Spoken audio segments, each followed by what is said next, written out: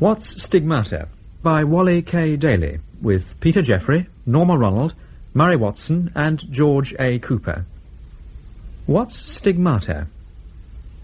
I feel at this stage in our retreat it may serve us well once more to look to our motives. We search for peace and tranquility in the midst of a scurrying reality. We have each left, for this short time, the day-to-day world behind us.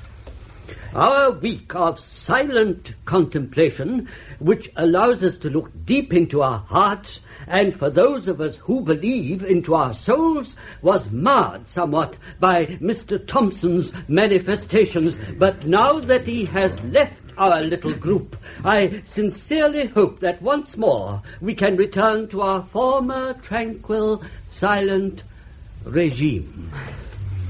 This evening's lesson and psalm will be read in the upstairs chapel after tea, and I'm sure that even though this is a non-denominational retreat and we have some non-believers still among us, that we may all find some solace in the words of... Never mind yet. Soon be over. At these sort of prices, you can expect to suffer a little, can't you? At these sort of prices, you'd think we'd suffered enough. Oh, you've got a fine sense of humour, all right, Mrs. Thompson. There we are, dear. You're done. Down you get. Off you go for tea. Are you on the solids yet? Oh, no. Still on the famous Brookfields orange juice. Marcia, are you finished? Yes. Something amazing's turned up in today's papers. Come on. Yes, I'm just coming. Bye. Thanks for the massage. Bye, Mrs. Thompson. It's a pleasure. Oh, well, what's all the excitement? Someone found an apple in the garden? Hopeful to the last. No, just you wait, Marcia. The news touches you deeply. Your husband has hit the headlines. Well, what on earth are you talking about? George is off having £5 worth of retreat in some dreary vicarage up in the Midlands, trying to find out how the believers behave. I mean, what on earth could be newsworthy about that? Just you wait and see. Oh, isn't it marvellous, Marcia? I can't believe it. I wish you were not with your husband. Would someone please tell me what's going on? Read it for yourself. Read it. Isn't it marvellous? George Thompson, the well-known broadcaster famed for his atheist point of view, today made history by becoming the first non-believer to... Oh, no. How could he do this to me? How could he do this to me? I think it's truly wonderful. Like magical love. And that was, of course, old Blue Eyes himself. Well, I'm sorry to say we haven't so far managed to arrange the hoped-for interview with George Thompson, but our reporter, who's outside Mr. Thompson's home, hopefully waiting for him to make an appearance, brings us this report. Well, here I am among a waiting crowd of perhaps 200 people. Is there no privacy left in the world? Oh, push off, I don't want to know. Go away, please. Let me through. Please, I don't want to talk to anybody. George, are you here? Yeah, in the lounge. Marcia. Hello, dear. I thought you went back till Monday. Want a drink? How is the health, Farm? Oh, George. How could you do this to me? I didn't do anything to you. If anyone's beefing, it should be me. Marcia, it's no fun being like this, I assure you. Now, do you want a drink or don't you? Have we any orange juice in? No. Good, I'll have a gin and tonic. How on earth did it happen, George? Well, if I knew that, I wouldn't be standing here wearing mittens to hide my bandages, would I? I'd be busy reversing the process. I've no idea how it happened or why. And why me? A professional non-believer. It's a catastrophe. You do realise, I suppose, that your whole future is now in jeopardy because of this foolishness. Well, of course I do. And our laundry bills are going to be astronomical. I know. Oh, ignore it. They'll go away. They've been at it all the morning. Might be a friend. As from this moment, we have no friends, only potential supplicants. Oh, don't be silly, George. I'll go and see who it is. She's not the door. Move the curtains. You can see the door from the window. But smile while you're doing it. There are photographers out there as well. I'm certainly not going to appear white-faced in every newspaper in the country. I'll just go up and put some fresh makeup on. Oh, get it over with, Marcia, will you? We've got a lot to talk about. It's your mother and father. Oh, no. As if we haven't got enough problems. She probably wants me to sort her lumbago out. We'll pretend we're not in. They're absolutely surrounded by hundreds of reporters. I think your mother's giving her autograph out to some of them. Selling it, dear, selling it. And your father looks absolutely bemused. Not difficult. We'd better get the door open. They're going to drown in the crowd. We thank the Lord for small blessings. Oh, I'll get it. They'll probably drag you off and shred you for souvenirs. Mom, get it. No. Mother, this is fine. Let them through, please. Will you just move your foot? Never known anything like it. Oh, isn't it marvellous? I'm going to get that drink. What's going on? What's all the crowd for? Hello, Mum. Hello, Dad. What a pleasant surprise. Oh, George, I'm so excited. Oh, I knew you'd come to your senses finally. What did you say, son? I said hello, Dad. Pardon? Hello. Now, listen, Mother, don't go talking about coming to my senses. What happened has nothing to do with me, and it doesn't change my attitude at all. Oh, you can't fool me. You always did find it hard to admit you were wrong, but even you must be convinced now. Has anyone offered me a drink yet? I am not convinced in the least. Religion is balderdash, and so it shall remain until it is proved otherwise. A whiskey and soda for me. Shall we sit down? What more proof can you ask? I'm only pleased that you'll now have to stop making those silly appearances on television arguing with nice vicars. I will not stop arguing with nice vicars. Constantly embarrassing me. I've been almost too ashamed to show my face at the church socials for years. I won't have ice if it causes problems. Anybody else want a drink while I'm here? Whiskey and soda for Dad. Now, there's no reason for shame. It's my views I'm expressing, not yours, and I believe in them. But it reflects, George. It reflects. Has anybody offered me a drink yet? It's just coming, Dad. Pardon? It's just coming. A whiskey and soda for me, please. I think I must have brought you up badly. The Reverend Darnell gives me very funny looks sometimes. The Reverend Darnell gives everyone funny looks. He's got a squint. It's no time to be offensive, George. I'm being serious. Here we are, Pops. Whiskey and soda. Now you've received this sign from heaven. You really must mend your ways. Drink, Mum? Oh, just a little brandy. For my heart, Marcia. After all, this isn't a thing that happens every day, George. You do realise you could end up a saint. It's no good trying to frighten me, Mother. I am an atheist. So I shall remain until I receive conclusive proof to the contrary. There were a lot of people outside. Oh, you're insufferable. You were pig-headed as a baby, and you haven't changed since. Is it a demonstration of some sort? Your grandmother warned me when you were only a week old. He's got shifty eyes, she said. He'll be a problem to you and Tom when he's older, and she was right. Have you been rude to a bishop or something, George? Mother, this is no time to be offensive. I've got a slight problem which I will sort out in my own good time. No, I haven't, Dad. Not even to a vicar. Oh, to a vicar. Oh, well, that's not so bad then, is it? They all speak too quietly in any case. They deserve telling off. Here we are, Mum. Oh. Brandy. For your heart. Can't you talk some sense into him, Marcia? Make him see that he's been wrong all these years. Well, I'd like to make him see it was wrong to do it this week. Ruined my stay at Brookfields just as I was doing so well. Oh, were you at Brookfields? Oh, I lost nearly a stone when I was there. Marvellous place. I didn't do anything. Anyway, you didn't have to come back, Marcia, did you? You could have stayed on for the last few days. How could I stay there with everyone crawling around trying to get to meet you? It's all right when women think one's husband is reasonable, George, but adoration is ridiculous. And then the reporters got to hear about me being there and life just wasn't worth living. I found one of them in the shower, water dripping down his pencil. It's infuriating. I'd lost £5 in 4 days, and I was just due for my first lettuce and tomato tea. Amazing, isn't it?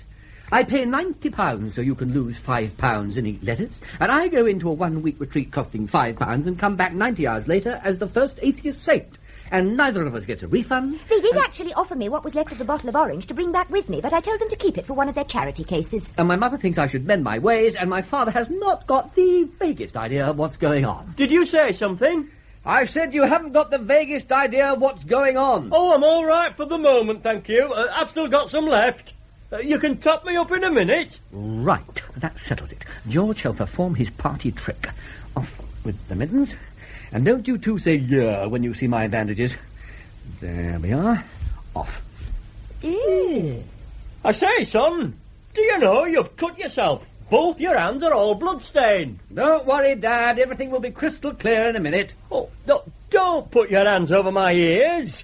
Those bandages are disgusting. There we are. Just like that. Easy. Hello. Hello, Dad. Hello. Oh, good God. I can hear. Oh, how horrible. George, what have you done to me? I've just performed a miracle, Dad. Well, unperform it. This is a grotesque intrusion on my personal freedom. How dare you do such a thing? Be grateful, Tom. Your child is going to be a saint. I am not going to be a saint. And after all these years, you are going to be able to hear every word I say again. Exactly. As I said, a grotesque intrusion on my personal liberty. How could you do such a thing to me, George? Your own father. You know what your mother's like. You make me deaf again this instant. I can't, Dad. Sorry, I never thought of that. I think it's non-reversible. I shall cut you off without a penny. What a thing to do to your own father. Don't be so silly, dear. George has been supporting us for years. You can't cut him off. You haven't got anything to cut him off from. It's a symbolic gesture. Men understand that sort of thing. Hadn't you better get those filthy bandages off? Your hands will turn septic. No, they won't. There's no cut to turn septic, and there's no good changing them. They just get soggy again. What on earth has he done to himself, Marcia? Haven't you been reading the papers, Paul? Oh, he never touches them, Marcia. Lives in a world of his own. Amazing. Mary, you are going to have to get used to the fact that I can now speak for myself and stop talking as though I wasn't there. The sooner you get started, the better I like it. Stop getting testy, Tom. You can't expect me to break the habit of years in as many seconds, now can you? It's not going to be much fun for me either, you know, having to listen to you all the time. I've got used to talking to you as if you weren't really there and expecting no reply. Now I shall have to start thinking of what I'm talking about, which won't be easy at my time of life. Right. I will allow you a few days' grace. Marcia, what has he done to himself? I can talk for myself as well, thank you. I am never talking to you again. What's he done, Marcia? He's been stigmatized. Stigmatized? You know, the marks of the nails on his hands, constantly bleeding. Constantly bleeding what? Not forgetting the feet and the side. The feet... It's all right, Dad. I'm talking to Mother, not to you. Oh, isn't it wonderful, Tom, that a child of ours should become a saint? Please stop saying that, Mother. I am not a saint. Anyway, what's so marvellous about constantly soggy socks and shirts? No fun at all, I assure you. Not to mention having to wear mittens all through summer. When did all this happen, Marcia? At the beginning of the week sometime, while George was off on his retreat. Retreat? Oh, you know, dear, when one wants to escape from the noise and bustle of daily life, you can pop off to some nice retreat house or vicarage and have a week of prayer and silence. I'll bear that in mind. But why him? I thought he was supposed to be the world #1 atheist. Makes a profession of it, doesn't he? Always on telly arguing with someone. Well, I wonder that myself.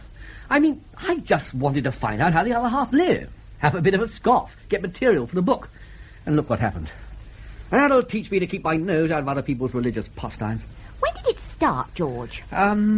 Tuesday afternoon. Third day there. We just had lunch.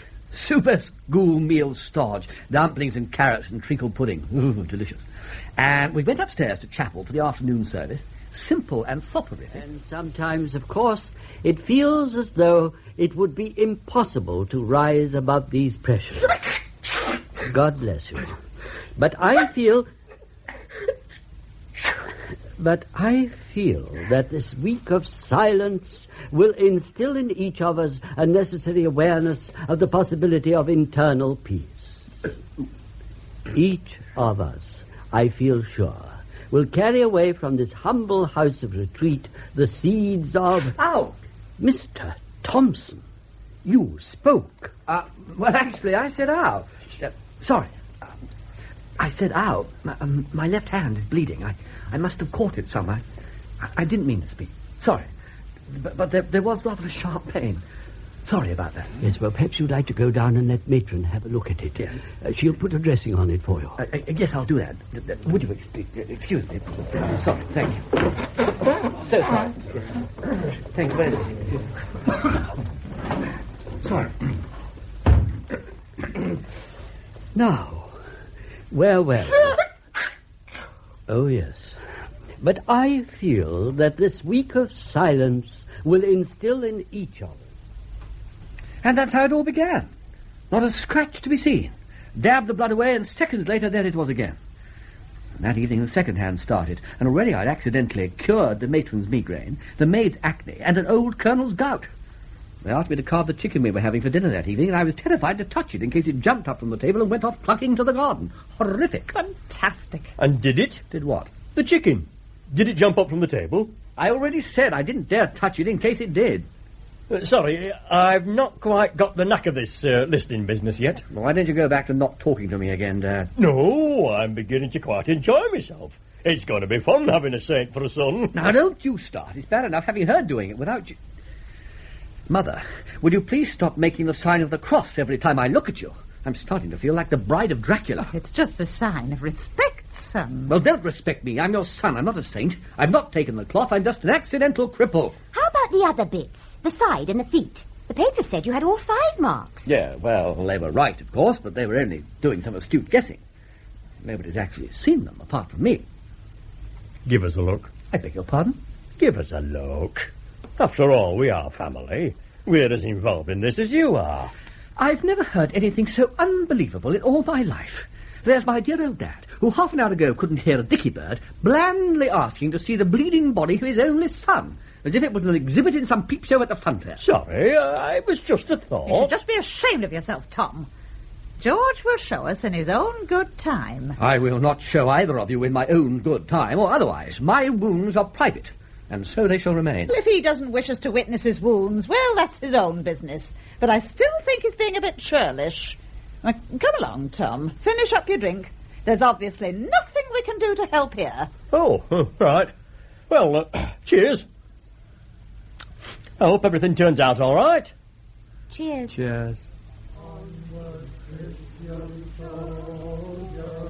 Nice of the police to put a guard on the place, wasn't it? It would have been nicer still if they'd chased everybody off home like sensible people. I'm starting to feel like a one-man lure. Well, it was your own fault for curing those 2 people when we sent your mum and dad to the door. It wasn't my fault. I didn't even know there'd be anything wrong with them till I saw the late-night news. You should have guessed by the way they were waving their crutches to attract your attention. I just thought they were 2 reporters who got hurt in the crush and shook their hands to commiserate. I never actually thought that ill people would turn up here. Well, you've done it now. The place is fast turning into a national shrine. You know there's a man halfway up the garden path lying on a mattress. I know. I saw his friends come and drop him off about 8 o'clock. And then they went off to the pub with all the reporters. I'd like to have gone off with them for a lemonade myself, but... The garden's ruined. I only hope your magic stretches to petunias. It's going to take months to sort it out. Look, why don't you just pop out and cure everybody? We're going to get no sleep if this singing goes on all night. Oh, what's the point? If I go out now and sort them all out, there's just going to be twice as many there tomorrow night, isn't there? I mean, better for the word to spread that I'm not very good at it, rather than I'm marvellous at it, then they might thin out a bit, mightn't they? What I don't understand is how the papers got onto it in the first place. I mean, you surely weren't silly enough to tell them yourself. Oh, not on your life. No, it was either someone on the retreat or someone in the village where the retreat was held. But how did they know? Well, it didn't need very sharp eyes to see that something strange was going on up at Vicarage. What do you mean? Well, a fairly average group of retreatants changed in 2 days from being slightly geriatric into rumbustious Boy Scout and Girl Guides, dropping at least 20 years each along the way, along with warts, sticks, and assorted sore throats. Did you know, there's an old lady of about 70, failed nun or something, I'd imagine, who was about the only one who hadn't sat next to me or shook hands or pulled up my soggy socks or any of the other ploys used by the others to get a sly miracle, mainly because I was too quick for her, actually. And... well, anyway, she fell down the chapel steps where I was at the bottom, and I heard a crack as her leg broke. I mean, fantastic sound. Really, crack. And I put out my hand and picked her up. And she skipped off down the corridor, whistling. Is that why you left before the week was up? No, actually, the people who organised it asked me to go. Why? Well, it was becoming farcical. It had got to the point where they were having stand-up fights over who should sit next to me at meals or in chapel. And they were very healthy by then. It got quite brutal. You're pulling my leg. No, I'm not, honestly. I mean... I was only pleased they'd all got rid of their sticks by then, or it could have been really nasty. Mind you, the journey through London was a nightmare. I almost wished I was back on the retreat. I left a trail of mended bodies behind me. The guard on the train, the porter at the station, the ticket collector, taxi driver. Grotesque. You know that blind paper seller at the corner of the station? Yes. Well, he isn't now. What are we going to do, George? Oh, we'll think of something. For what it's worth, I'll go along and see Dr. Eaton tomorrow to see if he can suggest anything. Harry's always full of bright ideas. You'll never get through the crowd. But I'll set off early while they're still a bit dopey. Tell you what, I'll borrow one of your dresses and your wig and go out pretending to be the housekeeper. We haven't got a housekeeper. Well, they don't know that, do they? Oh, come on. Let's get settled down. I'm shattered. You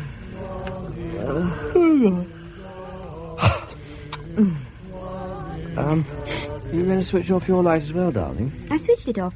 I thought it was you. George! What is it? Can't you see? See what? Look in the mirror! Quick! Oh, no. This is the last straw. How on earth am I going to hide a halo? Dr. Ayton will see you now.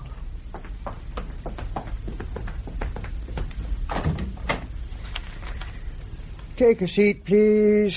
I'll be with you in a minute. Harry, it's me, your old friend George, not one of your National Health Service jobs. Well, look up and give me your full attention. I've got a problem. George, how nice to... Yes, you certainly have got a problem. If you don't mind my saying to you, George, your grey topper looks ridiculous with that colour dress. The colour of my dress is not the problem, Harry. Just the dress itself? Not the dress either. Listen, Harry, I accidentally cure people. Pretty much the same way I work. Oh, be serious, Harry. I need your help. Yes, you certainly do. Just look at yourself. That dress is much too small for you. Will you please stop harping on about the dress? Ignore it. It's no part of the problem. Well, how can I ignore it? You walk in here wearing a grey topper, woolly winter mittens, Marcia's best auburn wig, and a long green dress with a couple of apples stuck up the front. Oranges. And you say there's no part of the problem? How can I ignore it? It's symptomatic. But don't you see? It's by disguise. You could have fooled me, George. Harry, this conversation is deteriorating rapidly into a very bad double act. Will you please listen for a minute? I really need your advice. My advice is take a holiday. You're obviously working too hard. Listen, I haven't finished. I'll give you some tablets to help you sleep and some to wake you up. And if you're no better in a fortnight, come back and we'll go out and get you a dress that fits you. I haven't finished. Harry, haven't you seen a paper in the last couple of days? No. Not one? No, I never touched them. Haven't seen one for years. I have enough misery walking through that door every day to last the average man 2 lifetimes without going out and buying more. Television? Violence, hospitals, and Dr. Findlay. Never go near it. Radio? Good Lord, is that still going? Oh, I need help, and I pick on the one news-starved doctor in London. Harry, the media is full of me. I'm not surprised if you go around now, wearing... let's not get back to that again. I will now give you the first lesson in the miracle that is me. I take my topper in my hands, give a quick lift, and voila. What do you see? Hair. No, look closely. A little round ring? Alopecia? Can't see it. No, my halo. A little silver ring there, just above my head. George, there's nothing there. I'm sorry, old son, but you really have been working too hard, and I think the best... But it was there. It really was. Let me have a look in the mirror. Oh, it's gone. Is it in the hat? I might have knocked it off. No, you can't knock halos off. No, believe me, Harry, last night it shone out like a beacon, and this morning, as I dressed in the gloom... But of course the room's too bright. The blinds, Harry. Sit down, George. No, just draw the blinds, Harry, and you'll see what I'm talking about. George, sit down. I draw the blinds, you wearing that dress. My receptionist walks in. I'm finished. All right. I'll show you my wounds, then. George, put your dress down. This is ridiculous. There. What have you got round your middle? Yes, there. That made you stop and think, didn't it? It's to hide my bleeding, Harry. To hide your bleeding what, George? Too late for that one. My father beat you to it by 16 hours. Shoes off. George, those shoes are making a terrible mess of your feet. Mittens off. So, what do you see? 5 rather nasty bandages and a pair of Y-front underpants. Right. Now, off with the bandages round the middle. Hold that, please. Not so fast, George. You'll make yourself dizzy. Round and round and round and round. Off the bandage comes. Dab, dab, dab. No mark. Left foot. Round and round and round and round. Off the bandage comes. Dab, dab, dab. No mark.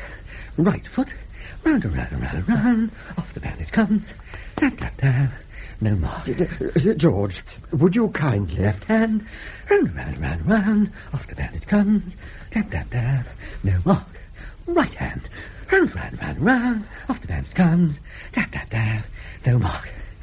Now, they're all off, and not a mark to be seen, right? Proving... that you're a bit kinky for soiled bandages? No such thing. I sit here. Hands on the desk. Palms up. Watch. Nothing up my sleeve. No trickery. Just watch.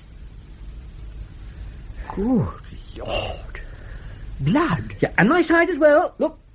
Amazing. Yeah. And the feet are the same? Exactly the same. Well, I wonder if you'd lift them off the carpet, George. It's just been cleaned. Oh, sorry. That's all right. Well, it's amazing, George. I will give you that. Suppuration without abrasion. I've never seen the like. I think you should really make a point of seeing somebody about this, George. Well, that's what I'm doing. I'm seeing you. Oh, no. This is way outside my territory. You need a psychiatrist. Why? Oh, don't you see? It's in your mind. But you can see it as well. Oh, yes, it's real, all right. But it's your mind that's doing it. Can't you see that? Amazing machine, George, the mind. Amazing. Harry, don't you recognize stigmata when you see it? What's stigmata? Stigmata, the marks of the cross, traversing a void of nearly 2,000 years to be occasionally manifested on the bodies of the worthiest of believers. The only problem being that it's accidentally hit me, the greatest non-believer of all time. Something bigger than the mind is involved here, Harry, and I don't like it. I enjoy being an atheist, and I don't want my views messed about with. So, Harry, get rid of it. The psychiatrist will probably decide that deep down inside you really believe, and this bleeding is a backlash from your unconscious mind against your unyielding consciousness. They talk like that, you know. All right. I can see the mind could, in certain circumstances, cause something like this woundless bleeding to occur. But what about the halo? That doesn't even touch the body. How can my mind make that effect? You forget, George, I haven't seen the halo. You knocked it off when you took your topper off, remember? You can't knock halos off. It's just too bright in here, that's all. All right. Forget the halo. What about the miracles? Explain that away if you can. Miracles? Yes, miracles. I am a living, breathing, walking Lourdes. The lame, the halt, and the blind touch my bleeding bits, and they're better. Do you understand me, Harry? Boils to broken legs, to bad backs, touch me, and they've gone. Warts a speciality.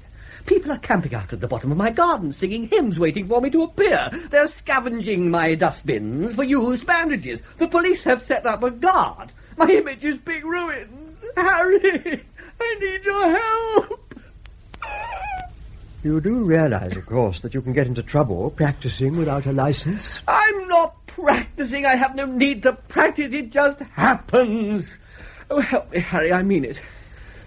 Well, to be honest, there's not a lot I can do. Oh. I mean, I'll take a couple of samples, if you like, and have them analysed to see if that throws any light. But I doubt if it will. And I honestly don't think a psychiatrist could help.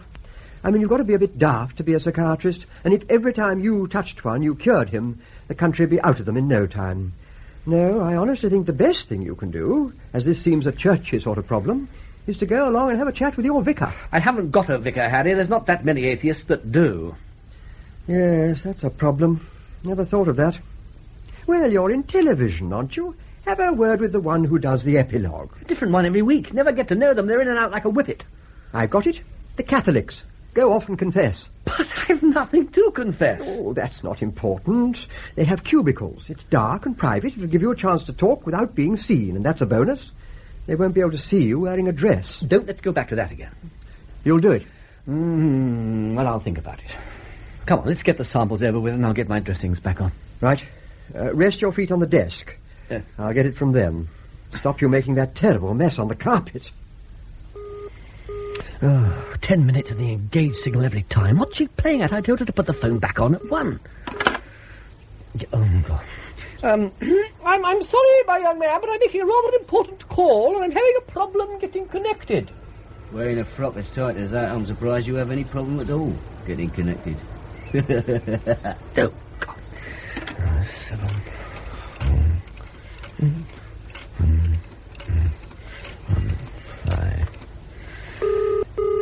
Got it. Come on.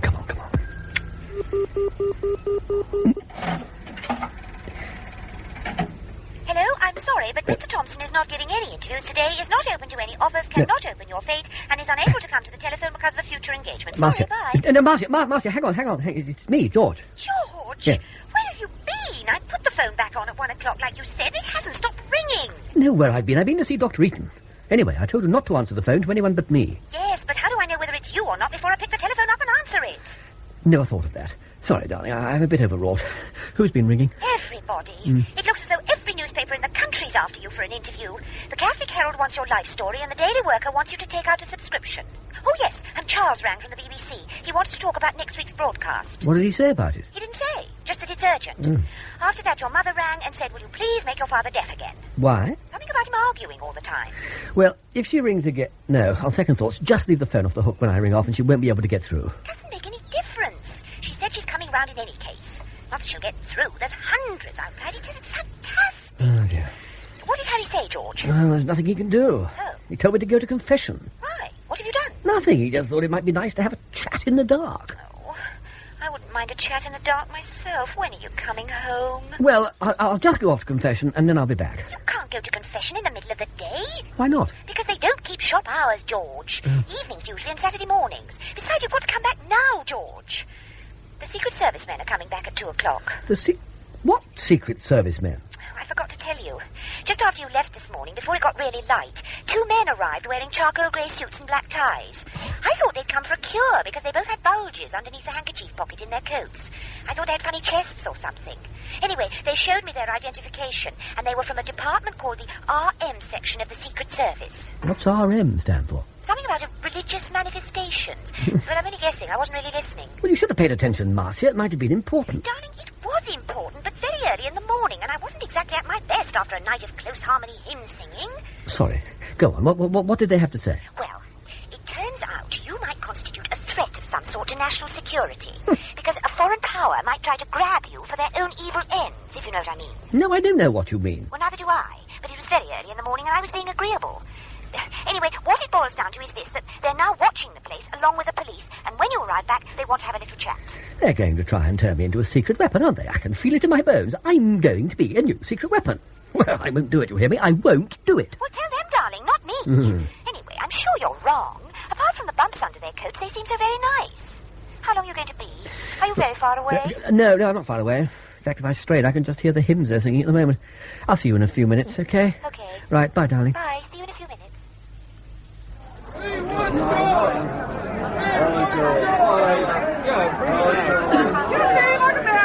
Excuse me, make way! God, I've never seen out like it. The street's packed. There must be a couple of thousand people here. I'll never get through. Yeah, watch who you're pushing, lady. Yes, we're all in the same boat, you know. Everyone wants to see him. So wait your turn. Yes, sorry, madam. Didn't mean to stand on you. I didn't see you lying down there. Oh, God, if they find out who I am, I've had it. Harry Shredders. I always wondered how they got those relics of saints, heads and bones and things, and now I think I know, and I don't like it. Make way! Make way! I must get through! It's a matter of life and death! My life and my death. Still, nearly there. I think I saw a glimpse of the gate through the crutches. One last push. Oh, made it. Through the gate and I'm home. Shut that gate! But officer, I live here. Madam, 25% of the people in this crowd live here. I know because they have individually fought their way up to that little wicket gate where you're standing now and told me so. Now, what I suggest is that you close that gate and either go back and sing with the rest, or better still, pop off home for a nice cup of tea. Officer, can I talk to you somewhere slightly more private? It's very important. Also point out that it is an offence to offer an officer of the law an opportunity of monetary gain in repayment for some dereliction of duty on his part, i.e. bribery. So be very careful. Do not attempt to bribe me. I have no intention at all of attempting to bribe you. Just thought I'd get the warning in first. I wouldn't like to see a nice lady like you getting into trouble. If you would just slip me through this gate, I would very quickly show you that I'm not really a nice lady at all. Madam, that could also be construed in some circles to be a form of bribery, and so I must again severely warn you. I am not a she. I am a he. Well, everybody in this crowd's got problems. We can't make exceptions, pass judgments on who should get cured first. Just let this one through and not that one through. It's not part of our job. We just guard the gate and let no one through. Anyway, what you say is true. You do realise you can get into serious trouble walking around like that, don't you? That dress is much too tight for you in any case. But you haven't understood me. I'm not just any old he. I'm a particularly important he. I am him, the he that this lot think is in there. But he isn't. He's here. He's me. You're not making very good sense. Now, slowly, tell me, what are you talking about? Let me whisper in your ear. Now, watch it, Sonny. Don't test my patience too far. Let me whisper. What? You are? Yes. Unbelievable. Some people have the strangest sense of humour. George! Over here! George, it's me, here. Good Lord, it's Mother. George, I thought I was never going to make it. Isn't it wonderful, George? Not so loud, Mother. Do you want to get me torn to shreds? What on earth are you doing wearing that ridiculous green dress? Stop taking up this minute. This is no way for a saint to behave. You're making a mockery of the whole business. Sticking apples up your front like that. Disgraceful. Oranges. Mother, it's a long story. I'll tell you when we get inside, if we ever get inside. Talking about, open the gate and let's get in. I can't. Why not? What's about him? He's guarding me. The only problem being that I'm on the wrong side of the fence. I can't convince him I'm me. See about that. My good man, stop giggling and listen to me. Ah, not your brolly, Mother. Oh, madam, it's an offence to poke a bobby in the belly with a brolly. This young man tells me you don't believe him. Well, I can confirm that he is telling the truth. He is my son. You're the father or the mother? Never been so insulted in my life. I shall report you to the commissioner. Commissioner? I don't care which it is. I shall report you just the same. As the mother of a saint, I demand the respect that is due. Mother, I am not a saint. And furthermore, I suggest you show my son proper respect as well before you are struck down by a bolt of lightning or something else. I have orders to let no one through this gate and no one passes through George it. is insufferable. Strike him down with a bolt of lightning. I don't do bolts of lightning, Mother. You've got me mixed up with Thor or something. All right, then. Perform a miracle on him. Nor do I perform miracles to order. All the miracles that have so far happened, apart from Dad's deafness, have been purely accidental. I refuse to use my newfound infirmity as a key to my own front door. Do you want to be allowed in? Well, yes. Well, you'll never convince him otherwise. All right, you've convinced me. Right, what's wrong with you, officer? Nothing. What do you mean, nothing? Everybody's got to have something wrong with them. I never had a day's illness in my life. Well, what about your teeth? They must have caused a bit of trouble sometime. Oh, my own, not even a filling. What about your feet? They must stake a bit. You're a policeman. Well, of course they do, but that's an occupational hazard. That doesn't count. Not something to start with. And your back? Naturally, you get a bit of pain when you get to my age, standing around all the time, but... Yes, and what about your head? Hasn't all these noise give you a headache? Well, it's ringing a bit, of course. Yeah. Thought you were supposed to make me feel better. I never felt so miserable in my life. Good. Move close, Mother. Right. Hide my hand while I take my mitten off. Yes. There we are. Right, officer. Hold my hand. You've got to be joking. It'd be more than my job was worth if I was caught while on duty holding hands with a bloke wearing a frock. Persuasion's useless, George. Make a grab. Right. Gotcha. Get off, you great... Ooh, that's fantastic. Oh, that's terrific. You're him. Not so loud. You're him. I'll open the gate. Off you go home. Oh, forgive me for doubting you. Saint George. I am not a saint. This is no time to argue, George. Let's just get inside. Here, the law's going to come with all women through. We've got just as much right to say. Yeah, let's go in as well. Come on, everybody, get over the fence. George, quick, open the door. There's going to be a riot. Well, my key's in the handbag Marcia left me. Where's the handbag? Upstairs in the bedroom. I forgot it. I knew there was something missing from that outfit. Well, call for the letterbox then. Right. Marcia, quick, there's going to be a riot. You're not George. George has a key. I left it in my handbag upstairs. Anybody could say that. How do I know it's really you? Marcia, will you stop fooling around? This is serious. We'll look through the letterbox. Does this convince you? What is it? 2 oranges, George. That's rude. Put them back immediately. Oh, thank goodness for that. I thought I was never going to make it in one piece. My heart. Marcia, my heart. That's brandy for Mum. What about you, George? Anything? That's no way to greet a husband who's just been nearly shredded by a mob. Sorry, George, but I do find it terribly hard to take your problems seriously when you're wearing that green dress. It's much too... George, where's your top hat and halo? Damn. I must have left it to Dr. Eaton. The halo? No, the hat. You never told me about any halo, George. Well, it's only a small one, Mother. It's hardly worth mentioning. It was a beautiful one. And it would have been an enormous help keeping the electric light bills down. What a pity it's gone. Oh, don't worry, it hasn't gone. It's still there, I think. It doesn't show what it's light. I suppose it's to do with the regulations of either saving of display lighting during daylight hours or something. Oh, dear, it's starting to sound a bit regressive out there, isn't it? Yeah, well, I reckon a quick cup of tea for me, brandy for Mum, whatever you're having, Marcia. Change my address, phone call to Charles and the Beeve, and then we'll all make a boat for it. Good idea? Right. Can we come round and stay with you for a couple of days, Mother? Well, I don't really think my house is worthy enough, George. I mean, of course, it would be a great honour, but I don't Good, that's settled. Will you organise the drinks, Marcia? Right away. Terrific. Sit down, Mum. I'll just make a phone call and we'll be out of here in no time. Just put the receiver back for a second and then... Unbelievable. Get off the line. Manners, George, manners. That's no way for a saint to talk. Eaton here, Dr. Eaton. Stop being so aggressive, George. You'll make yourself even iller. Yeah, sorry, Harry. Sorry, it's been a hard day. Look, Harry, can I call you back? I really must make another call. No, certainly not. This is the first time in my career I've ever called a patient instead of him calling me, and I expect you to treat the occasion with a reasonable sense of decorum and be aware of the obvious serious nature of the call. Yeah, but you found something out? Yes, I have. You're right. That stuff stuff I took from you cures people. I know that, Harry. Yes, but I didn't, did I? And I do now, don't I? So that throws a different light on the whole case, doesn't it? Yeah, but do you mean you know the cure? Certainly not. That's the last thing we want to do, cure it. What do you mean? Don't you realize the implication, George? You are a walking gold mine. We're rich. What are you talking about, Harry? George, after you left me, I dabbed a drop out of one of the files onto the little finger of every patient, private and national, who walked through the door, and not one of them left needing a prescription. Well, I could have told you that, Harry. I put a drop each on my 3 ailing pot plants, and they've all grown at least 6 inches in the last 2 hours. The cat from next door jumped through the window, had a quick lick of the sample before I could stop him, and he is now rapidly becoming a kitten. Not to mention the fact that I've had 2 dabs of the stuff myself and feel at least 20 years younger. Medical science, and put our names into every newspaper in the country. Harry, my name is already in every paper in the country. I'm trying to get it out. George, this is no time to hide your light under a bushel and to hog the limelight. We'll share the fame together. I'm a humble man, George, and I've never craved fame. But this is so big, the mind boggles. You're a Fleming, Curie, Pasteur, and Albert Schweitzer all rolled into one. You're a 20th century panacea. Not only that, but you're non-denominational, and that can't be bad. George, I want to share this moment with you and look after your health. Look, Harry, if you want to look after my health, stop doing party tricks with my blood and find out what's wrong with it. I'm trying to explain to you there's nothing wrong with it. It's perfect for our purposes. What purposes? What are you talking about? Listen, George, listen carefully. Here's the plan. I'm going to call a special general meeting of my privates.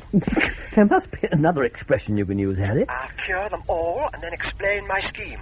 We will finance, my privates and I, a clinic, guaranteeing a cure on the same day or no charge, backed up by a health and accident insurance scheme to finance the opening of other clinics all over the country and finally the world. To be a gold mine we can't lose. I, of course, will look after the ethical and medical side. All you have to do, George, is to sit on some sun-kissed beach and provide a little blood occasionally. How does that strike you? The directors, of course, will expect some reasonable return, say 75%, but the other 25 will go straight to you. Tax-free if you stay out of the country long enough. What do you say, George? No. Well, you're right. 75 is a bit high. Let's say 50-50? No. You drive a hard bargain for an atheist, George. 25 to us, 75 to you. No. I've got to be able to offer some profit, otherwise they won't come in. 10% for us, 90 for you. No, nothing. No deal, no clinic, no nothing. I just want to be cured. Have you got that, Harry? Cured. I'm a sick atheist. You are also selfish, egotistical, and self-centered. I've always known it. I no longer consider you as one of my favourite patients, George. You're struck off my list. And I shall personally report your unethical conduct to the British Medical Council. George, we're through. And furthermore, I'm going to throw your top hat in the dustbin. So there. Brandy, Mum. Tea won't be a sec, George. Oh, thank you, Marcia. Who's on the phone? Harry. Anything to report? Yes, he's thrown my top hat in the dustbin. Strange. I really think he ought to see a doctor. Yes, you could be right. Oh, damn, I forgot. I put the phone back on the hook again. Would you like me to get it, dear? No, thank you, Mother. It may be the Archbishop, and I don't want you having one of your turns. Oh, I'll get it, George. No, you get the tea. It's time you were off. They're sounding ominously close. Hello. George? Charles? Oh, Charles, I was just about to call you. Marcia said you'd run. Well, very briefly, George, as I'm rather pressed, and Yeah. you must be rather busy curing people and things. Yeah, quite. Well, your next week's broadcast is off, I'm afraid, and you're indefinitely suspended from Godslot. What? Now, I've been told to offer a Desert Island Discs, and if you're But why, Charles? Well, Desert Island Discs calls for a certain type of... No, I mean, why the cancellation and the suspension and stuff? Well, briefly, as I'm rather pressed, and you must be rather busy curing people and things, well, it's felt, and this is coming from pretty high up, George. I'm not expressing my own view here. Now, briefly, it's felt that as the atheist point is used basically as a sounding board against which can rebound the more recent arguments of the clergy and priests, or... put it another way, you're there as a bit of a giggle, because we all know you're wrong. Now, I'm not, of course, expressing my own views here, George. Or yet another way, you're the cowboy with the black hat, and they're the cowboy with the white hat, and they always win because they're the goodies and you're the baddie, if you see what I mean. But Yes, now it appears you've gone and changed all that by somehow getting hold of a white hat. Yes, and it's considered by somebody pretty high up that you somehow cheated, or to put it another way, have gained an unfair advantage, and therefore mustn't be allowed to use your advantage to the disadvantage of any clergy or priest that appear on the programme. Yes, now, but I'm also... sure that you can see that it would be rather incongruous if you were there saying there ain't no God and doing all these miracles. Well, they're saying there is one and they can't do a thing. Well, of so course. it's considered all round to be better, and I'm not expressing my own view here, George? It'd be better if you did no more religious programs till you've got this problem sorted out, and a decent time lag has left, so that people have time to forget and go back to giggling again. Well, you see what I mean? Now, I have laid it all out in a letter I sent you today, which also clarifies your contractual position.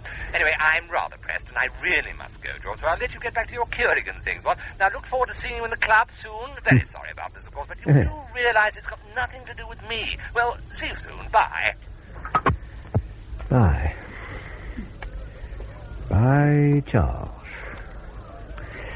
I'll leave it off the hook. Well, Mother, your son's just been sacked. A good thing, too. What a job for a grown man, scoffing at religion. You watch God doesn't get his own back by playing a joke on you one of these days. That would teach you. You just watch out. Yeah. There's a thing to think about, all right. There's a thing to think about. Cups of tea and chocolate biscuits. Would you like a cup as well, Mum? Oh, no, thank you, dear. I'll just have another biscuit. I'm going off to Brookfield in a couple of weeks' time. Get away from Tom for a bit. So I'll soon sweat it off. That was Charles on the phone. I've been evicted from Godslots. He offered me Desert Island discs. But why? Apparently I'm the sort of person who picks good records. No, religion. Oh. Why are you out? I think they're afraid I'll set up in business by myself. Oh, thank you. That looks lovely. But that's ridiculous. Heavens, wow. What on earth was that? Now, just have a look. The fence is gone. I think we're about to be overrun. Open up, police. Darling, quick. 2 men outside in grey suits with bulges. Come and have a look. See if they're your friends from the Secret Service. Open up in the name of the law. Yes, that's them. Right.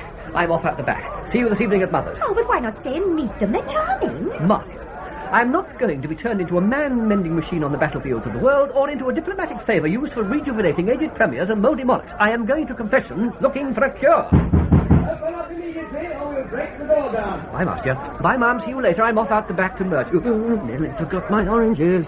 There we are. Bye. Bye. See you at Mother's. Left one's a bit low, George. Whoops, right. Bye. Bye. Don't forget to make your father deaf again before you're cured. Right on, boys. Speed. Oh.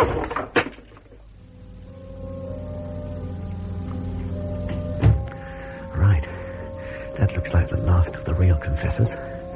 Give it a couple of minutes, make sure no one else turns up, then in I pop. Wonder what he'll say. Never mind, I'll soon find out. Hope he doesn't laugh. No, he wouldn't. Well, that last one took a time, quarter of an hour, I reckon. I wonder what she's been up to. Well, there's no business of mine. She looked a nice girl as well. Still, you can never tell these days. What a job. 2.5 hours he's been in there now. I wonder what happens if he wants to... Well, no, I don't suppose he does. I mean, they have a lot of training for this job, don't they?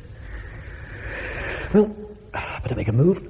Sooner I'm in, sooner I'm cured. And off to Mum's for a bit of supper. Say, I'm starving. Yes, I wish I had a sandwich with me. I'd eat it before I go in. Well, I haven't, so no such luck. Hang on. I'll have one of my oranges. Yes, the left one's the biggest. I'll have that. There we are, you little beauty. Peel. Lovely. There. That's done. Now, hide the skin under the pew. There. Give the verger something to think about. That's delicious. Yeah, well, better go in before he decides to call it a day.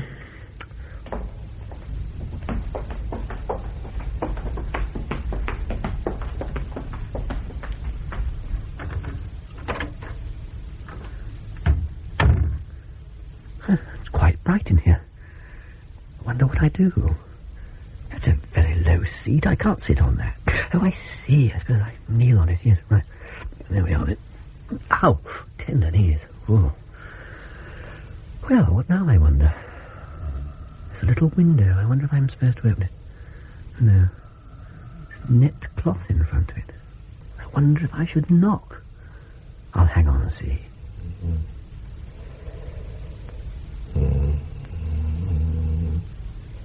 What's that noise?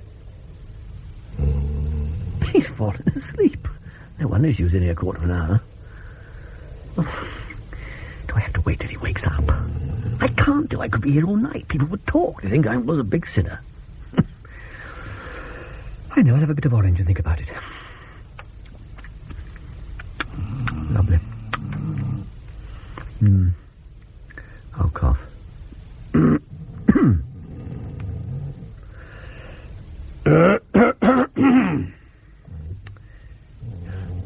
I'll knock. Shop? 3 Our Fathers, 6 Hail Marys, and don't do it again. Pardon? Oh.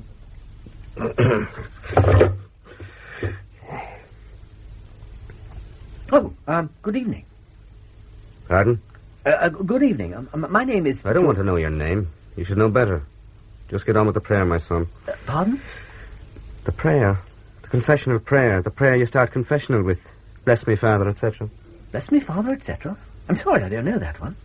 Well, what sort of school did you go to that didn't teach you a simple basic thing like that? Are you a convert? I'm an atheist, actually. You're a what? An atheist.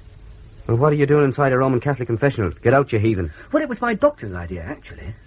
Surely a man of medicine should know that even though being an atheist is a grave sin, you can't just walk in and have the sin wiped out just like that.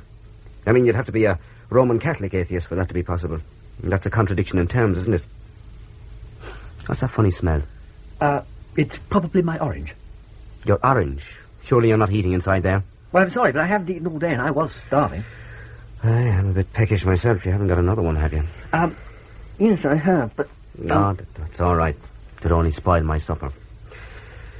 Well, now you're here, you might as well tell me what the problem is. What's that light on your side of the perforations? You're not smoking in there as well, are you? That'd be going rather far even for an atheist. No, I'm not. I thought it was a bit light in here myself. It must be my halo back again. Your what? My halo. I've got a little halo. Oh, a little halo. Mm-hmm. You wouldn't by any chance be from Candid Camera, would you? No, I'm not. Now, my name is George... Don't tell me. Right.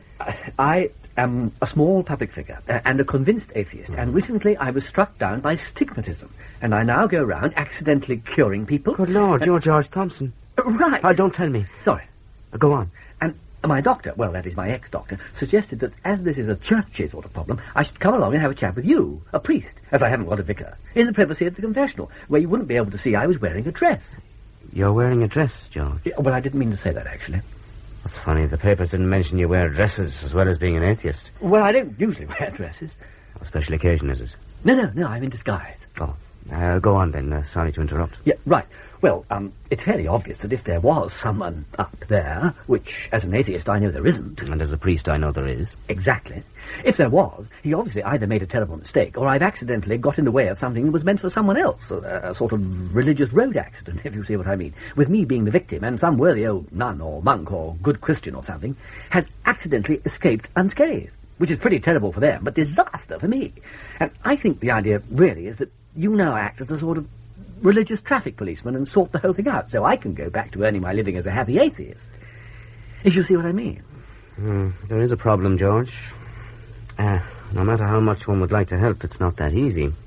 I mean, you can't just ring up heaven and say, God, you've dropped a clanger. It doesn't work like that. Now, if you were a stigmatic Catholic, your claim would be severely tested, and case histories of alleged cures would be watched for years. But there's no precedent for someone finding they've got it, and feeling they've been unfairly got at, and then wanting to have a priest intercede on their behalf to have the stigmatism removed. Oh, and one other thing while I'm at it. This halo of yours is beyond imagining. Stigmatism, though uncommon, is known, but stigmatism plus halo, to the best of my knowledge, is unheard of. I mean, winning the first 5 dividends on the pools 5 weeks in succession would be child's play compared with that. So you obviously are a pretty special case. Our job now is to find out why and how you came to be stigmatized, and work our way towards a solution from there. Now, if I'm going to be able to help at all, I'm going to have to know a lot more about you, and ask some pretty personal questions. So all I ask really is that you answer honestly, even though it may be a bit embarrassing, and keep nothing back from me. All right? Right. Well, let's make a start by you making your first confession, as if you were a Catholic, coming in to have your soul cleaned up before a Sunday. Right? Right.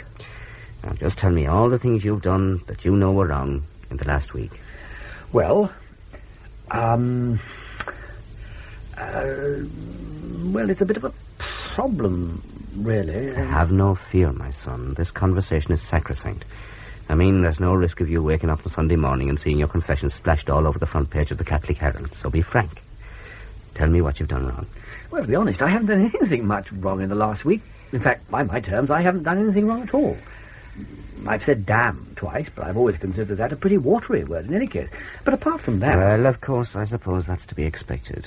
You've been a bit conscious of being good for the last week, haven't you? You were on retreat, weren't you? And then the stigmatism thing must have been a bit of a wet blanket.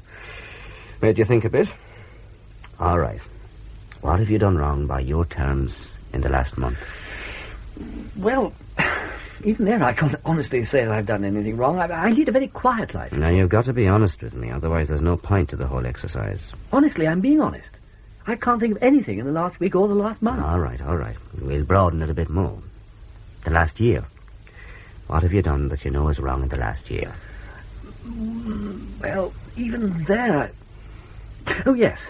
I did tell Marcia, that's my wife, at Christmas last year that I liked a dress she'd bought when I didn't.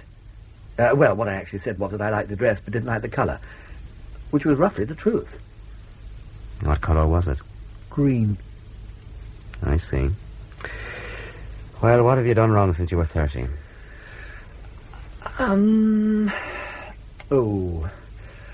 Well, nothing, I'm afraid. Surely you must have done something. Sorry. 21. I'm sorry, nothing. Let's start again. Good idea. Now, this time I'll give you little hints. Right. Now, I'll obviously leave out the Catholic ones, not going to Mass and things like that.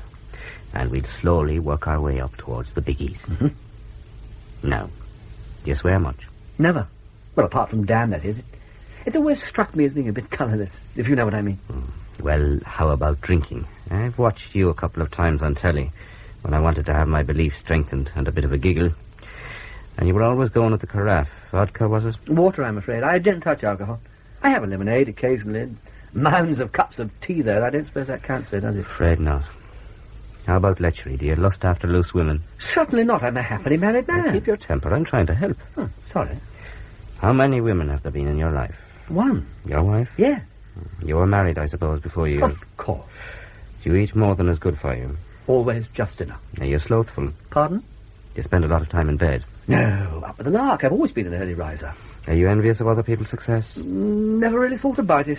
We do quite nicely ourselves. Do you crave worldly possessions? Avaricious? Nope. Enough for our needs is enough. Do you... Oh, what's the point? I know what the answer to every question is going to be. George, the answer to why you've been stigmatized is very simple. Even a child could see it. Well, I can't. What's the answer? You have accidentally led the life of a saint, and this is your just reward. Oh, but that's ridiculous. There's loads of people know worse or know better than me, and they don't go around dripping into their socks and staining their shirts. Why have I been picked on? I mean, I don't even allow for the possibility of there being someone up there with the capacity to dish out such backhanded rewards. Oh, there's no necessity for you to believe it, for it to happen to you. I mean, in the days when Britain ruled the waves and had little wars all over the place, if some happy native performed a feat of heroism on the field of battle in some far-flung bit of the empire, he got his Victoria Cross, whether he believed Victoria actually existed or not. Yes, but at least he'd have the satisfaction of being able to send it back and say, look here, no matter what people say, no matter what goodies you send me, I still don't believe you're for real. So take back your VC, Mrs. Queen. You're a figment of other people's imagination. Wouldn't he? They were mostly given posthumously. Presumably, now I think about it, to take care of that eventuality. Anyway, if it's any consolation, you will at least get the chance to argue your case after you're dead when you go up to heaven and face him. I'm not going up to heaven or anywhere else when I'm dead. I'm an atheist, and I demand to be left alone to rest in peace, without being haunted by other people's mistaken beliefs. I do not believe in God. If you're going to go on like this, we'll be here all night. I thought you came here for a cure. You mean you might know the answer? You may have a cure? Of course I have. It's simple. 2 options as well. Oh, tell me. Right, first option. Pack up being an atheist and join a religion. It doesn't really make any odds which one you pick. Whether you're a proddy dog or Wesley or a Mick makes no difference. The cures are still virtually guaranteed. But we Roman Catholics are rather better than most at cancelling out saints. We got rid of dozens a few years back. So you could join us and perhaps get rid of your problem quicker. Oh, I don't see how joining a religion can possibly help. I mean, if I become religious on top of everything else, I'll end up levitating. How can catching religion possibly provide a cure? Simple. At the moment, you live by your own sweet rules. Goodness and non-indulgence, plus the conventions that society's laid on you since childhood. And that's all. You can't fail to become a saint. But you join us, and you've got nearly 2,000 years of conventions and rules concerning the conduct of your daily life and preservation of your soul to live by. You couldn't help but do wrong. The day-to-day life of a Roman Catholic is a minefield of sin. You only need a couple of small explosions to blast your stigmata away forever. I mean, I have 70-year-old nuns who can hardly walk in here with more sins in 1 week by their convictions than you've got in the last 20 years by yours. Their souls are driving through London, trying desperately to keep to the traffic regulations and escape convictions, a virtual impossibility. While your soul is driving the only car in Sark allowed on the road with hardly any restrictions at all and no chance of convictions because you're also the island's only policeman. Do you see what I mean? Join us, or any religion come to that, and you can't help fail to keep the rules and thereby lose the mark of goodness. No, I'm sorry I couldn't do that. I'd be living a lie. I mean, I'm an atheist, and I always will be. Look at him. A saint to the last. He can't live a lie to be able to live at peace. God bless you, my son. You are the very first Christian non-Christian, if you see what I mean. You said there were 2 options. Right, there are. I'll just check the coast clear before I tell you.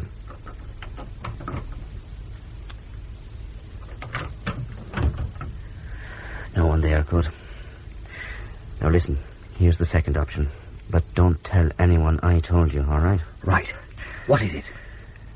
Well, I could never suggest this to a Catholic, but as you're a heathen, it doesn't count. All you've got to do is to leave here and go off and be really bad. What do you mean? Pinch a bottle of milk off someone's doorstep or something? No. Really, really bad. Drink, swear, lie,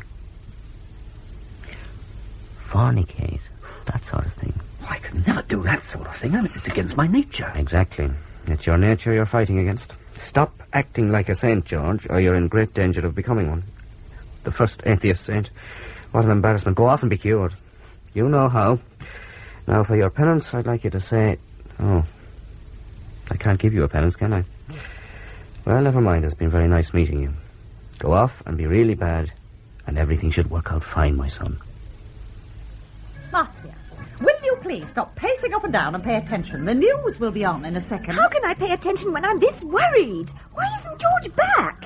It's nearly 11 o'clock. He never stays out this late. You won't get him back by wearing our carpet out. He'll be all right. Oh. Come and sit down, Marcia. Perhaps he had a lot to confess and then went off to church to repent his evil ways. No chance. I bet he's been kidnapped by some foreign power, locked up in an embassy somewhere, tied and gagged, waiting to be whipped out of the country on the first available flight. More likely those nice Secret Service men caught up with him and took him into custody for his own protection. Will you both stop this constant talking? I'm trying to watch television. And will you kindly give your daughter-in-law the common courtesy of a bit of attention? She's very worried. Oh, that's all right, Dad. You watch telly. I'll have to now because Mary's hinted I shouldn't. It's news time. Quick, switch it over. Right, Marcia, switch the light off. Oh, okay. Authorities are believed to be seriously it's our considering house. martial law in the area, where an estimated crowd of more than 250,000 people are at this moment holding a candlelit procession through the surrounding streets. Wow. All police leave has been cancelled, and all off-duty policemen are requested to report for duty at their local stations. We've also been asked to broadcast a request that no other members of the general public go into the area. Well, that's good. Loudspeaker vans are at this moment trying with little success to go through the street, asking the crowd to disperse. This evening, 2 houses in the area, which had been set on fire after candle stubs had been carelessly dropped, were gutted when fire engines were unable to get through the crush to attend the blaze. It's believed that the crews of the fire engine have since joined the procession.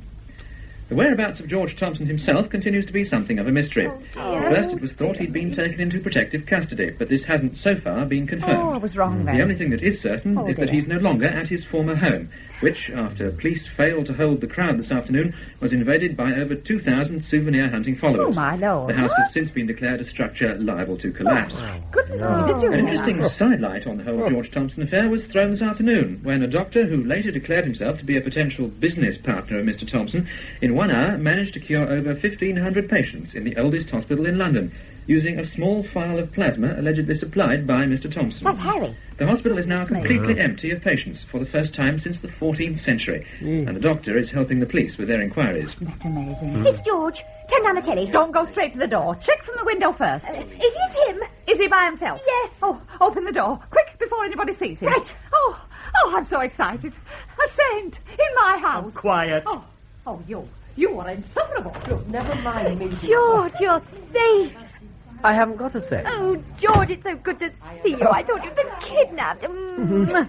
No, I kept to the back streets to hide my halo. It's still as bright as ever, George. No cure. Afraid not. Well, the solution's easy. It's the application that's difficult. I have a confession to make, Marcia.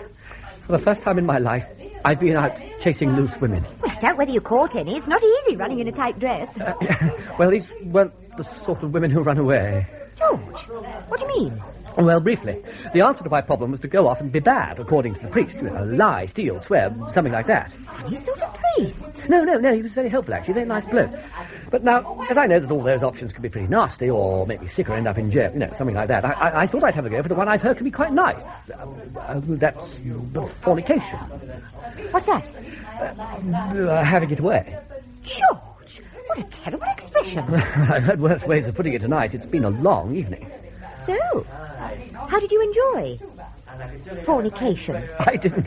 I visited 6 models, one after the other, in quick succession. I thought you were supposed to be finding a cure, not breaking records. And each time, exactly the same thing happened. They were startled at my appearance, asked a high price because of my obvious kink. We haggled a bit, agreed the price, shook hands on the deal, and they were cured. No longer were they ladies available for hire. They all cried, said, "What a wicked life I've led," and went home to their mums. Well, I gave up at the 6th one and came home to my mum's. Oh, I'm ever so pleased. Oh, so am I. Oh. Right. Let's go and part the competence, shall we? Right. Furthermore, your conversation is banal. Only because I've only had myself to talk to all these years. Oh. Anyway, I never found my conversation boring. It's only since Hello, you've you two. How about breaking off for a minute and greeting your guests? Oh, George. Oh, George, it's an honour to have you. Hello, George. Oh. Oh, my God. Mary, do you realise our son's wearing a dress? Oh, don't worry, Dad. It's his disguise. Well, what's he wearing that ridiculous neon donut on his head for? I mean, if he's supposed to be in disguise, that's a sure way to attract attention. It's my halo, Dad. Do you like it? Oh, George, how wonderful. You haven't been cured. Make your father deaf again. Don't you dare. I wouldn't dream of it. Good. Look, can you put something over your head, George? You're ruining the picture on television. Yeah, well, I'll put the empty fruit bowl over it. How's that? Oh, perfect. Come and sit next to me, George, and tell me about your day. Oh, you look rather deflated. Only because I ate my oranges, Mum. Do you want a cup of tea, darling? Oh, in a minute. I'll just have a look at you all first. Turn the television off, Ted. Show some respect. Look, let's just watch the last of the epilogue. You get more laughs than even George gives us when he's on telly. Go on, turn up the sound. Oh, turn it off. What do you want television vicars for? We've got a saint in our living room. Oh, don't keep calling George a saint, Mum. He's got enough problems. You can't be a saint until you're dead in any case, can you? Hang on. This could be important. And take this one big truth, the common denominator of all religions, no matter what name, different beliefs, and different religions may apply. The belief in a supreme being. Take this one big truth and speak it loudly. I believe. Oh. Good night. Eureka! Turn it off quick, Dad! Oh, it's so simple! Yippee! I know the cure! George, get control of yourself. This is a quiet residential area. I don't want 250,000 people on my front lawn. Now put the light on, Ted. Calm down, George. What is it? Oh, don't you see it's so easy? Hey, 2 men at the front door. Are we expecting anybody? Let me have a look. Oh, those nice Secret Service men are here, and my hair's in a terrible mess. What do you mean easy? Well, what's the opposite to one big truth? One big lie? Exactly. And for me, the biggest lie of all. I don't understand. You will. Help me off with this fruit bowl. Dad, put the light out again. Right. Should I let the Secret Service men in, George? It's very rude to keep them waiting. This won't take a minute.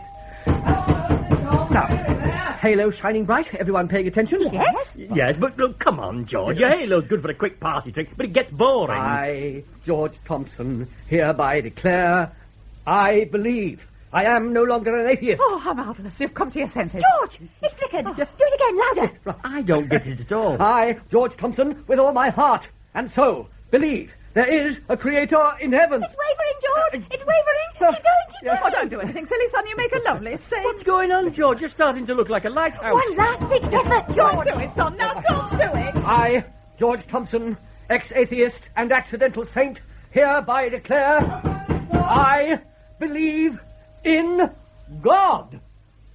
Who switched the light on? I can't see. I'm saved! The big lie worked! I'm saved!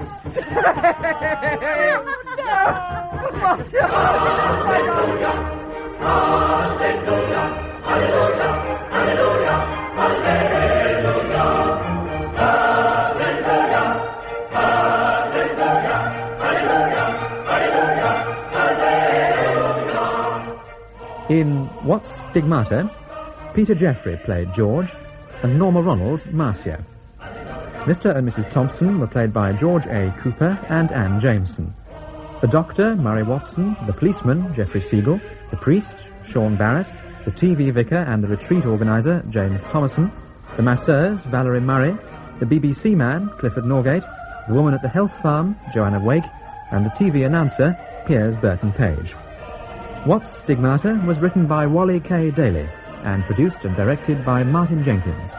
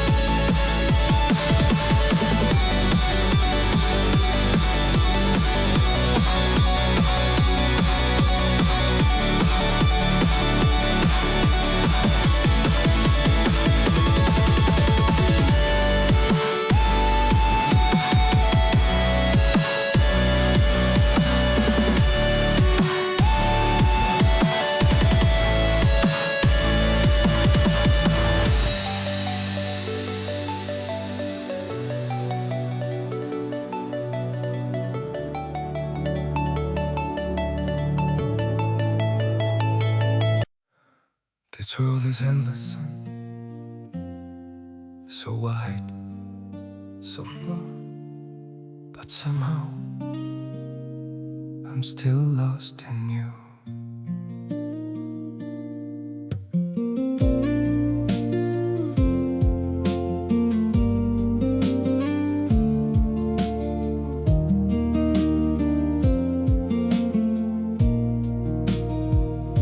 The streets are full of moving shadows, countless places I could go. City shining, people passing, yet I still feel so alone. Every road keeps leading nowhere, every sky feels cold and blue. In this world so vast and open, I'm still lost in missing you. The world is wide, so wide before me, but I keep losing my way. Somewhere in the endless distance, your memory makes me stay.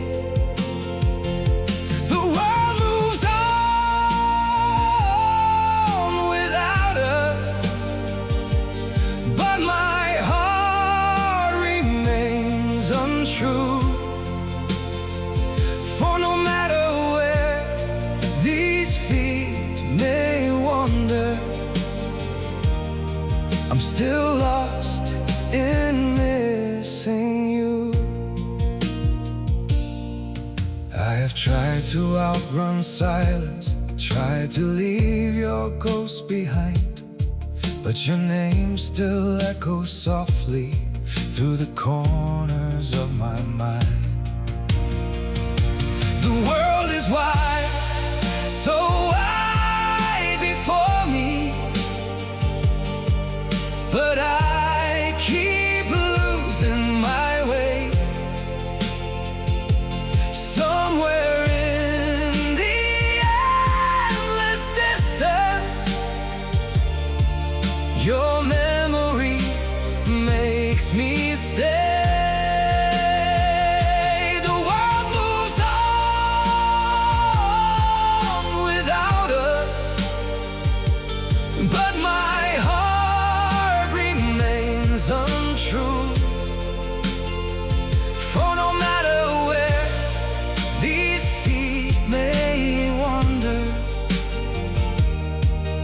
Still lost in missing you. Maybe someday I'll stop searching for your face in every crowd, but until that day, this broken heart will keep calling your name out. The world is wide, so wide before me, but I keep losing my way. Somewhere in the endless distance, your memory makes me stay. The world moves on without us, but my heart untrue. For no matter where these feet may wander, I'm still lost in missing you.